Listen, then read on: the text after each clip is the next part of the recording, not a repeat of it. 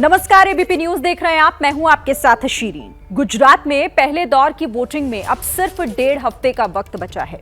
गांधीनगर की गद्दी पर काबिज होने के लिए हर पार्टी जोर आजमाइश कर रही है। 27 साल से गुजरात की सत्ता संभाल रही बीजेपी से मुकाबले के लिए कांग्रेस के साथ ही आम आदमी पार्टी और एआईएमआईएम मैदान में है।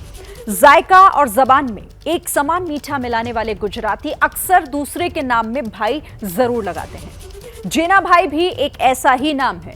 पूरा नाम बोले तो मोहम्मद अली जेना भाई, मुल्क के बंटवारे का सबसे बड़ा विलन, जिन्हें बाद में जिन्ना के नाम से जाना गया। सवाल यह है कि जेना भाई जिन्ना कैसे बन गए और बंटवारे के विलन का गुजरात कनेक्शन आखिर क्या है। गुजरात के चुनाव और जिन्ना के पुश्तैनी गांव की हिस्ट्री और मिस्ट्री को सामने रखती एबीपी न्यूज संवाददाता जितेंद्र दीक्षित की यह सुपर एक्सक्लूसिव रिपोर्ट देखिए आप।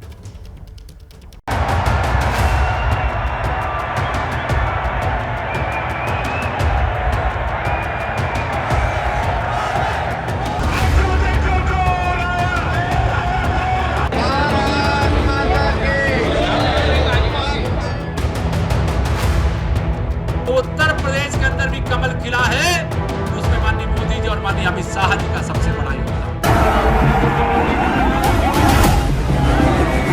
भारी एंटी इनकम्बेंसी है। गुजरात चुनाव को कांग्रेस पार्टी गुजरात में जीतेगी।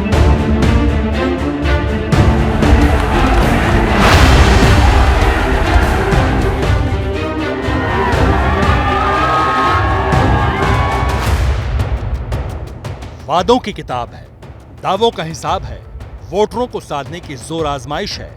गांधीनगर की गद्दी पर काबिज होने के लिए हर पार्टी जोर लगा रही है। गुजरात में इन दिनों जबरदस्त चुनावी बयार बह रही है और हो भी क्यों ना, 1.5 हफ्ता ही तो बचा है जब एक बार फिर गुजरात मॉडल का इम्तिहान होना है। अहमदाबाद का साबरमती रिवर फ्रंट हो या गुजरात का सबसे ज्यादा आबादी वाला शहर वडोदरा, सूरत की सड़कों से लेकर मेहसाणा के मोहल्लों तक चुनावी गुफ्तगू का ही दौर है। लेकिन हम आपको राजकोट लिए चलते हैं चंद सवालों का जवाब तलाशने के लिए। क्या बंटवारे के विलेन मोहम्मद अली जिन्ना का राजकोट से कोई ताल्लुक है? क्या जिन्ना के खानदान की निशानियां अब भी वहां मौजूद हैं? क्यों राजकोट का एक गांव जिन्ना के नाम से बेहद नफरत करता है? एक हिंदू जेना भाई ठक्कर का बेटा आखिर जिन्ना कैसे बना? गुजरात में चुनावी समर के बीच पाकिस्तान से लेकर मुल्क के टुकड़े करने वाले जिन्ना का जिक्र भी होता रहा है। इसलिए इन सवालों का जवाब जानने एबीपी न्यूज की टीम ने राजकोट का रुख किया। अहमदाबाद से करीब 200 किलोमीटर का फासला तय करने के बाद राजकोट के पानेली मोटी गांव का गेट सामने था। गुजरात में चुनाव हो तो किसी न किसी बहाने पाकिस्तान का जिक्र हो ही जाता है। तो आइए अपनी चुनावी यात्रा के दौरान आज हम आपको ले चलते हैं एक ऐसे आदमी के गांव जिसने की पाकिस्तान बनवाया। उसे पाकिस्तान में वैसा ही सम्मान मिलता है जैसा सम्मान महात्मा गांधी को भारत में। जी हां, हम बात कर रहे हैं मोहम्मद अली जिन्ना की, जिनका की पुश्तैनी गांव इसी गुजरात में है और यह है उनका वो गांव पानेली मोटी। गांव के बाहर बने गेट पर पानेली मोटी लिखा था। गेट से अंदर जाने के चंद कदमों के बाद ही गांव शुरू हो जाता है। गुजरात के बाकी इलाकों की तरह यहां भी जगह जगह चुनावी पोस्टर दिखते हैं। पानेली मोटी गांव राजकोट जिले के उपलेटा तहसील में है। ये गांव यूपी बिहार के गांव से बिल्कुल अलग है। गांव में शहरों की तरह दुकानें हैं, बैंक है और गांव के भीतर बड़े ट्रक भी आराम से आवाजाही कर लेते हैं। आगे बढ़ने पर एक चौराहा नजर आता है। एबीपी न्यूज की टीम गांव के बीचों बीच पहुंच चुकी थी। आम भारतीयों की नजर में जिन्ना एक विलेन है, जिनकी वजह से देश को विभाजन की त्रासदी झेलनी पड़ी और हिंदू मुसलमानों ने एक दूसरे के साथ खून खराबा किया। जिन्ना के इस गांव के लोग उनके बारे में क्या सोचते हैं और इस गांव के लोगों को कैसा लगता है जब इस गांव की पहचान जिन्ना के गांव के तौर पर होती है। यकीन नहीं था कि जिस जिन्ना की नफरती सोच ने सरहद पर बंटवारे की खूनी लकीरें खींची थी, उस जिन्ना के खानदान का इस गांव से ताल्लुक रहा। इस बीच हमें अतुल चाग मिले, पानेली मोटी के ही रहने वाले, पेशे से पत्रकार हैं। बातों का सिलसिला उन्हीं से शुरू हुआ। मोहम्मद अली जिन्ना कि जो उसके परदादा थे वो इधर के रहवासी थे, मूल निवासी इधर के थे, मोटी पानेली का। उसका अभी पुश्तैनी घर भी इधर मौजूद है। पत्रकार अतुल चाग से बात करने पर यह तो पता चल चुका था कि जिन्ना के खानदान का इस गांव से ताल्लुक रहा है, लेकिन क्या जिन्ना के खानदान की कोई निशानी इस गांव में अब भी मौजूद है? इस सवाल का जवाब गांव की तंग गलियों के बाद मिल गया। गांव की घुमावदार गलियों में आगे बढ़े तो 2 मंजिला मकान नजर आया। गेट पर बड़ा सा लकड़ी का दरवाजा था। दस्तक दी तो एक बुजुर्ग महिला ने दरवाजा खोला। आगे बढ़े तो बरामदे के सामने चौड़ा सा आंगन था। कोने में मोटरसाइकिल खड़ी थी। कुछ कपड़े भी सूख रहे थे। बरामदे के कोने पर पानी से भरे 2 मटके थे। सामने नल के नीचे प्लास्टिक की बाल्टियां थी, जिनके ठीक सामने ऊपरी मंजिल को रास्ता जाता था। ऊपरी मंजिल पर जाने वाली सीढ़ियां काई से काली पड़ चुकी थी। कुछ सीढ़ियां टूट चुकी थी। हम मोहम्मद अली जिन्ना के पुश्तैनी घर में मौजूद हैं और ये घर आज भी उसी तरह का दिखता है जैसा कि उस वक्त दिखता था जब जिन्ना के दादा यहां पर रहते थे और जिन्ना जब बचपन में यहां पर आते जाते रहते थे। 2 मंजिलों का ये घर है। एक ये निचली मंजिल है और इसके ऊपर एक मंजिल है और इन दोनों ही मंजिलों पर 2-2 कमरे बने हुए हैं। करीब 110 साल पुराना ये घर 2 मंजिला है। गुजरात में इस तरह के घर खूब मिलते हैं। इस घर में अब प्रवीण पोकिया नाम के किसान अपने परिवार के साथ रहते हैं, जो अपने घर को जिन्ना का घर बताए जाने से परेशान हैं। उन्होंने बात करने से इनकार कर दिया, लेकिन गांव के लोग जिन्ना के खानदान की कहानी विस्तार से बताते हैं। इस घर के पड़ोस में रहने वाले किरण भीमजानी भी उन्हीं में से एक है। यहाँ पर कब तक जिन्ना का परिवार रहता था? जिन्ना का परिवार यहाँ से आजादी के पहले ही चला गया था। हाँ। उनके दादा परदादा इस घर में? दादा वालजी ठक्कर लोहराना ज्ञाति के थे, हमारी ज्ञाति के थे। हिंदू धर्म थे, वैष्णव धर्म थे। ठाकुर जी की सेवा थी उसके घर में।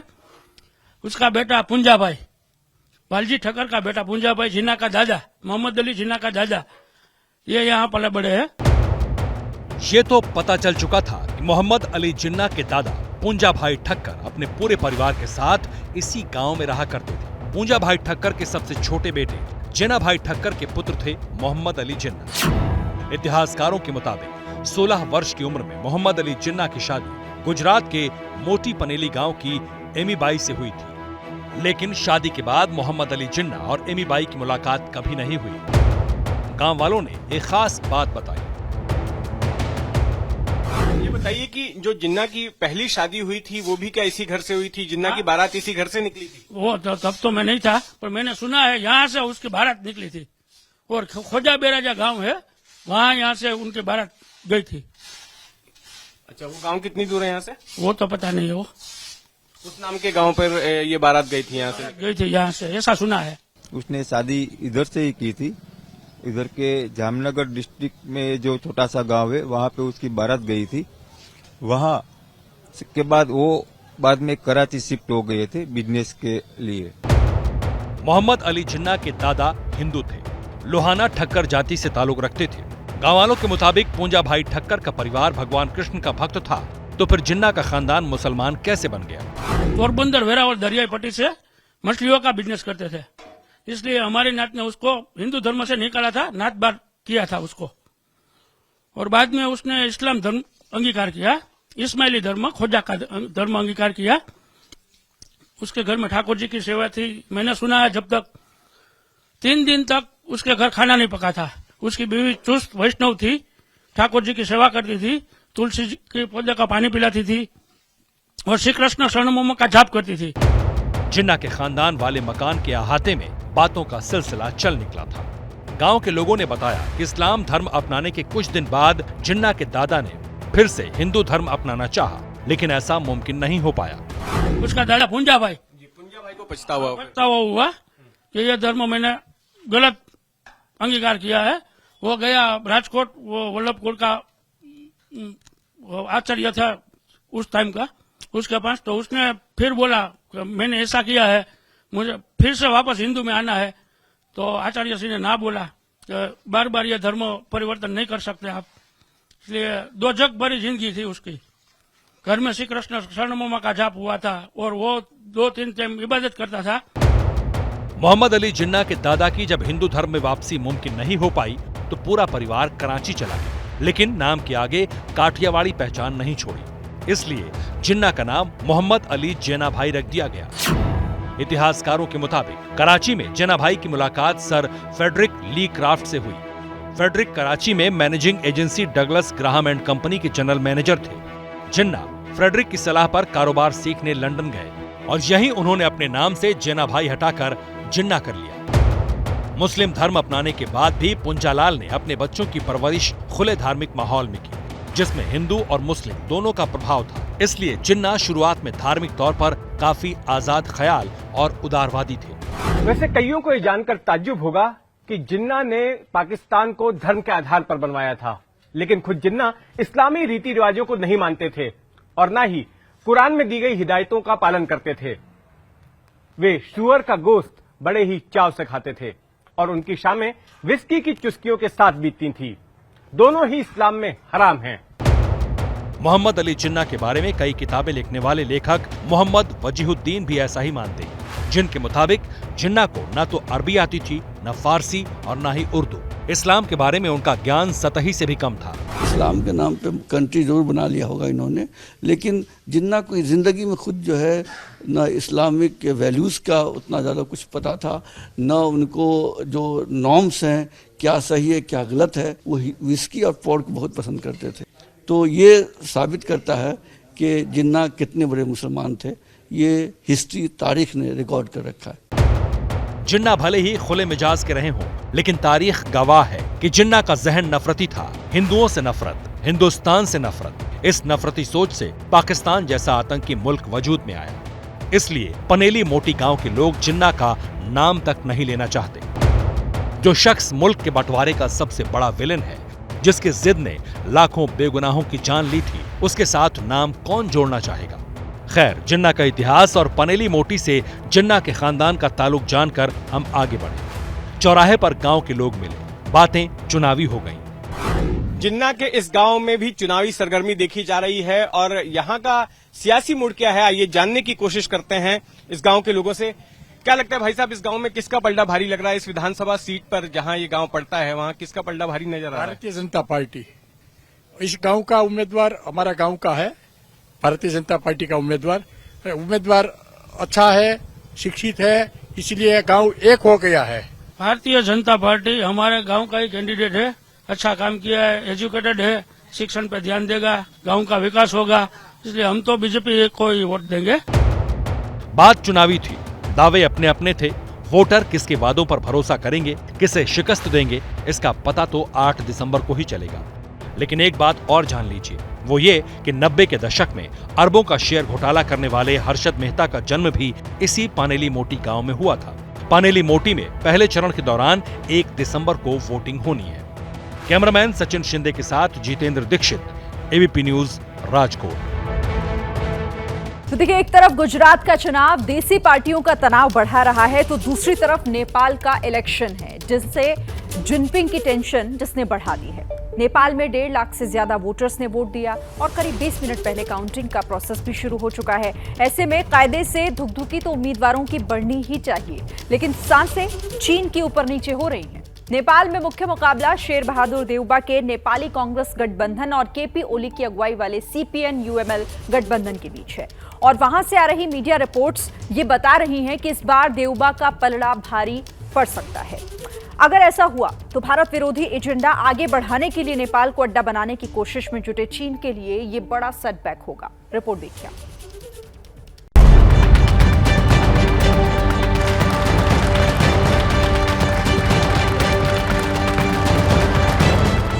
खुद को शांत दिखाने की चाहे जितनी भी कोशिश कर लें, बीजिंग वाले लाल कप्तान की धड़कनें बढ़ी हुई हैं, सांस अटक रही है और पसीने छूट रहे हैं। इसकी वजह है नेपाल, जहां अवाम जमहूरियत का जश्न मना रही है। हिंदुस्तान से धर्म, संस्कृति और कारोबार का सदियों पुराना नाता रखने वाले नेपाल में चुनाव हो रहा है। एक ही चरण में संसद की 275 सीटों और विधानसभा की 330 सीटों के लिए वोट डाले जा चुके हैं और वोटों की गिनती का काम भी तेजी से आगे बढ़ रहा है। इस चुनावी नतीजे पर अगर नेपाल की जनता के बाद किसी की सबसे पैनी नजर है तो वो है चीन। नेपाल में कौन सी पार्टी जीतेगी, कौन सी पार्टी हारेगी, सरकार पूर्ण बहुमत वाली होगी या त्रिशंकु सरकार बनेगी? इन्हीं सवालों को लेकर चिंता में डूबा चीन दुबला हुआ जा रहा है। सवाल ये है, नेपाल चुनाव पर चीन की नजर क्यों है? इसे समझना जरूरी है। नेपाल चुनाव के नतीजे यह तय कर देंगे कि आने वाले समय में अमेरिका, भारत और चीन को लेकर काठमांडू का रुख क्या रहने वाला है। यदि नेपाल में चीन की तरफ रुझान रखने वाली सरकार सत्ता में आई तो चीन के लिए दक्षिण एशिया में अपनी नीतियों को लागू करना आसान हो जाएगा, और अगर ऐसा नहीं हुआ तो फिर चीन की उम्मीदों को बड़ा झटका लग सकता है। ऐसा क्यों होगा, हम आपको इसकी एक एक डिटेल देंगे, लेकिन उससे पहले नेपाल के सियासी हालात बताते हैं। नेपाल में इस बार मुख्य मुकाबला शेर बहादुर देउबा की अगुवाई वाली नेपाली कांग्रेस के सत्तारूढ़ गठबंधन और पूर्व प्रधानमंत्री केपी शर्मा ओली की पार्टी सीपीएन यूएमएल के गठबंधन के बीच है। नेपाली कांग्रेस के गठबंधन को भारत के करीब माना जाता है, जबकि सीपीएन यूएमएल के गठबंधन का रुख चीन समर्थक है।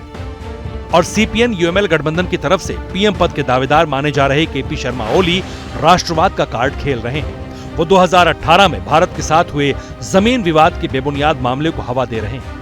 पिछली बार प्रधानमंत्री पद पर रहते हुए नेपाल का नया नक्शा जारी करने वाले ओली दावा कर चुके हैं कि अगर उनकी सरकार बनी तो उत्तराखंड के लिपुलेख, कालापानी और लिम्पियाधुरा को भारत से लेकर फिर से नेपाल में शामिल किया जाएगा। दावा किया जाता है कि ओली ने इन 3 इलाकों को नेपाल का हिस्सा बताने वाला जो नक्शा जारी किया था, उसके पीछे उस वक्त नेपाल में चीन की राजदूत रही होंग यांगी थी। दरअसल ये तीनों इलाके भारत के लिए सामरिक तौर पर काफी अहम हैं और चीन अपने माइंड गेम से भारत के खिलाफ मुसीबत खड़ी करना चाहता था, लेकिन नेपाल के पूर्व प्रधानमंत्री प्रचंड ही इस मुद्दे पर ओली के दावों की हवा निकाल चुके हैं। प्रचंड ने 11 नवंबर को धारचूला में कहा था, नया नक्शा जारी करने से नेपाल को कुछ हासिल नहीं होगा।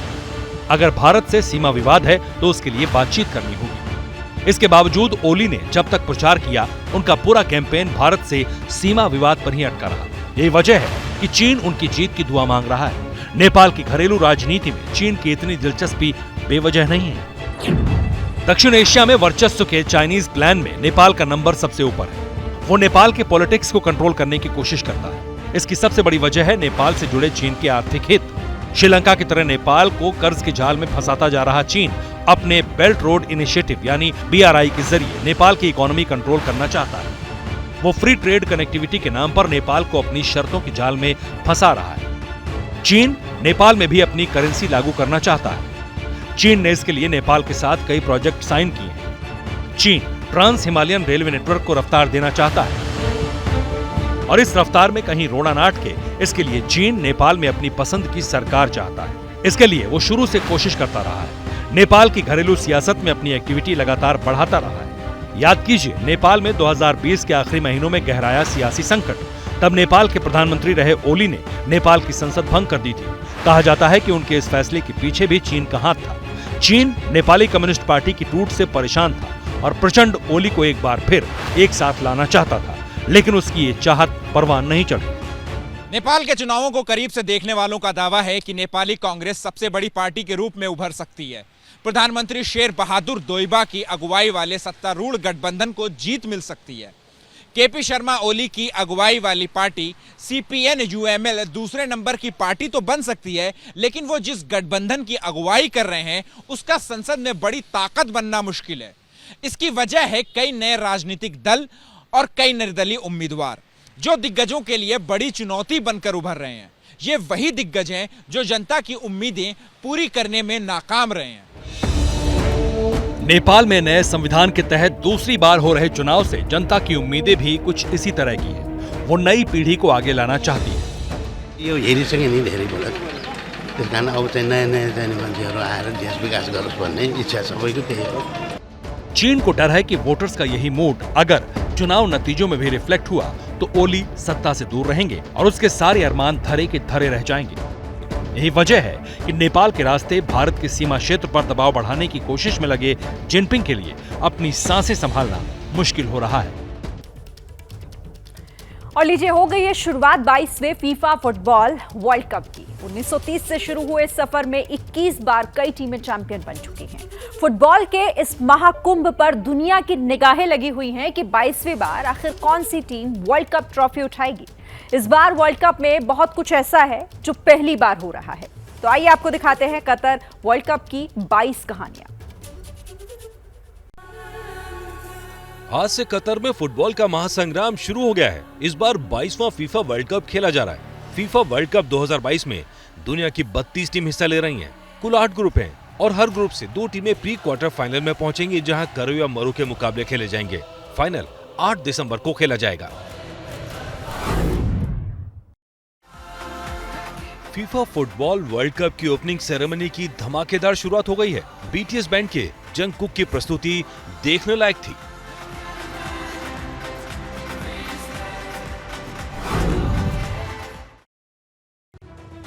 ये पहली बार है जब फीफा वर्ल्ड कप टूर्नामेंट नवंबर-दिसंबर में खेला जाएगा। दरअसल इसे पहले तय समय यानी जून-जुलाई में होना था, लेकिन कतर की गर्मी को देखते हुए इसका समय बढ़ाया गया। दरअसल इस समय यूरोप में शीर्ष फुटबॉल लीग खेली जाती हैं, जिसमें सारे खिलाड़ी बिजी रहते हैं। ऐसे में खिलाड़ी कम तैयारी का आरोप लगा रहे हैं। मध्य एशिया के देश कतर का साइज भारत के त्रिपुरा राज्य से कुछ ही बड़ा है। कतर की आबादी महज 30 लाख है। सवाल उठ रहे हैं, 30 लाख की आबादी वाला देश 10 लाख सैलानियों का बोझ कैसे उठाएगा? कतर में ज्यादा फुटबॉल भी नहीं खेला जाता। यही वजह है 8 स्टेडियम, कई हवाई अड्डे और होटल खास तौर पर फीफा वर्ल्ड कप के लिए बनाए गए हैं। यहाँ तक कि कतर को घास तक आयात करनी पड़ी है। आरोप लग रहे हैं कतर ने करप्शन के जरिए मेजबानी हासिल की। महाकुंभ शुरू होने से पहले ही प्रशंसकों को करंट लगा।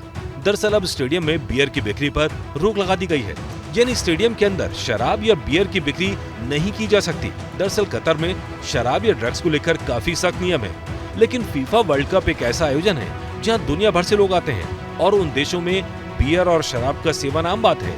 फुटबॉल स्टेडियम में अक्सर लोगों को नाचते गाते और बियर पीते देखा जा सकता है, लेकिन अब अचानक नियम बदले जाने से फुटबॉल फैंस निराश हैं।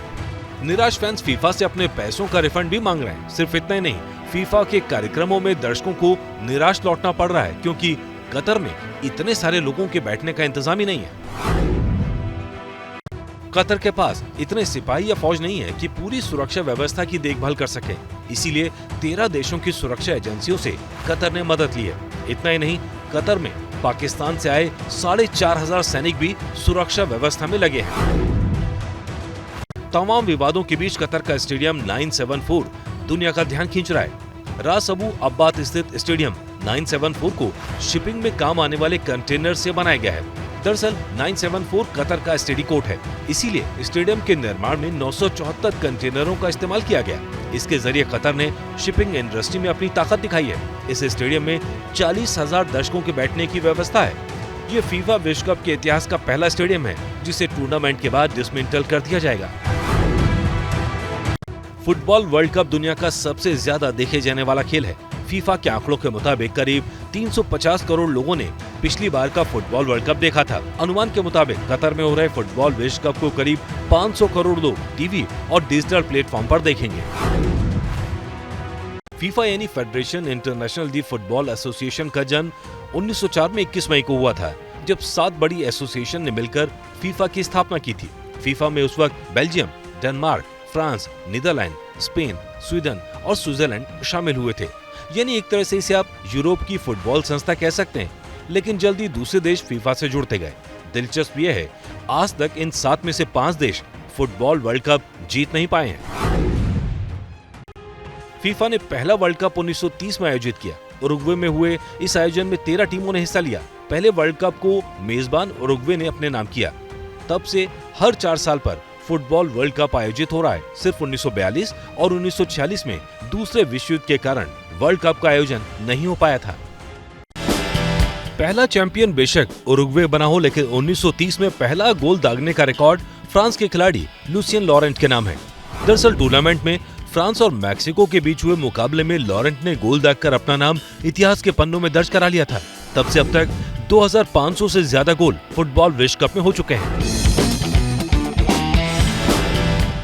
अब तक 21 बार फुटबॉल का वर्ल्ड कप हो चुका है। सबसे ज्यादा फीफा वर्ल्ड कप जीतने का रिकॉर्ड ब्राजील के नाम है। ब्राजील ने 1958, 1962, 1970, 1994 और 2002 में फीफा वर्ल्ड कप अपने नाम किया। ब्राजील ने कुल 5 बार वर्ल्ड कप जीता है, जबकि जर्मनी और इटली ने भी 4-4 बार वर्ल्ड कप का खिताब अपने नाम किया है। फ्रांस फीफा वर्ल्ड कप का मौजूदा चैंपियन है। 2018 के अलावा इस देश ने 1998 में भी यह खिताब जीता था। इस बार भी फ्रांस को जीत का दावेदार माना जा रहा है। फीफा वर्ल्ड कप में फ्रांस की बात हो तो जिनेदिन जिदान का हेडबट याद न आए, ऐसा हो नहीं सकता। 2006 में जिदान के इसी गुस्से की वजह से वर्ल्ड कप फ्रांस के हाथ से फिसल गया था। जिदान फ्रांस को वर्ल्ड कप जिताने के लिए रिटायरमेंट से लौट कर आए थे। फाइनल में उनके गोल की वजह से मुकाबला 1-1 की बराबरी पर भी था। एक्स्ट्रा टाइम में इटली के खिलाड़ी मार्को ने उन्हें अपशब्द कहे और जिदान आपा खो बैठे। जिदान को रेड कार्ड दिखाया गया। पेनल्टी शूटआउट में फ्रांस 3-5 से मैच हार गया। अर्जेंटीना भी इस बार खिताब की दौड़ में है। 1986 में अर्जेंटीना ने आखिरी बार फुटबॉल वर्ल्ड कप जीता था। 1986 में फुटबॉल स्टार डिएगो माराडोना के हैंड ऑफ गॉड गोल ने अर्जेंटीना को दूसरी बार चैंपियन बनाया था। ये गोल आज भी फुटबॉल प्रेमियों की याद में जिंदा है।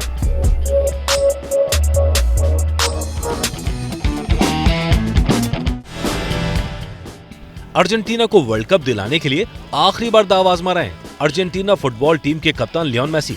मेसी पहले ही घोषणा कर चुके हैं कतर में उनका विश्व कप आखिरी होगा। स्टार स्ट्राइकर आखिरी कोशिश में मैराडोना की तरह जीत का तोहफा देना चाहते हैं। फुटबॉल वर्ल्ड कप में सबसे ज्यादा 16 गोल का रिकॉर्ड है जर्मनी के मिरोस्लाव क्लोज के पास, जबकि 15 गोल के साथ दूसरे नंबर पर हैं ब्राजील के रोनाल्डो। 14 गोल के साथ तीसरे नंबर पर हैं वेस्ट जर्मनी के ग्रेड मूलर। 13 गोल के साथ चौथे नंबर पर हैं फ्रांस के जूस फॉन्टेन, जबकि फुटबॉल के महत्तम खिलाड़ी कहे जाने वाले पेले 12 गोल के साथ 5वें नंबर पर हैं।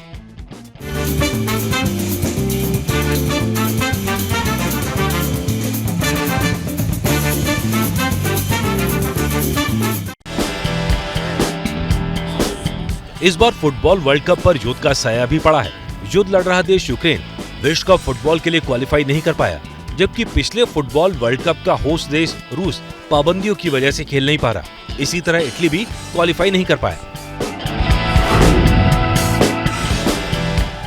फीफा वर्ल्ड कप से जुड़ा दिलचस्प ट्रेंड भारत में वायरल हो रहा है। दरअसल ट्विटर पर सवाल पूछा जा रहा है, जब भारत की टीम फुटबॉल खेल ही नहीं रही तो भारतीय क्यों बेगानी शादी में अब्दुल्ला दीवानी वाली कहावत सच कर रहे हैं। लेकिन कतर में पहुंचे भारतीय भारत में फुटबॉल प्रेम को दिखाते हैं।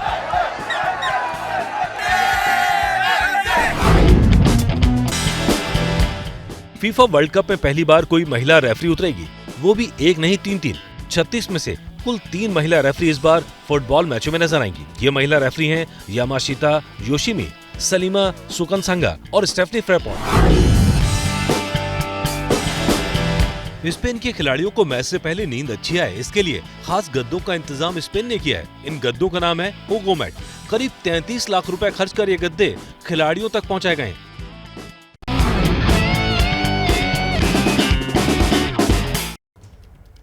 तो महामुकाबले का आगाज हो चुका है और फुटबॉल वर्ल्ड कप में पहला मैच कतर और इक्वाडोर के बीच शुरू भी हो गया है। और इसी पर देखिए हमारी बड़ी कवरेज रात 11:30 बजे एबीपी न्यूज पर।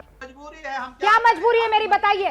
मैं अभी आपको बताती हूँ कि मैंने ओए होए होए होए नमकीन के चटकारे लेते हुए टकटकी मार के डिबेट शो को पॉज रिपीट कर कर के देख रहे हैं जोगिंदर जी। इनकी तरह आप भी देखें अपनी फेवरेट डिबेट्स को रिपीट कर और डाउनलोड कीजिए एबीपी लाइव ऐप अपने स्मार्ट टीवी पर।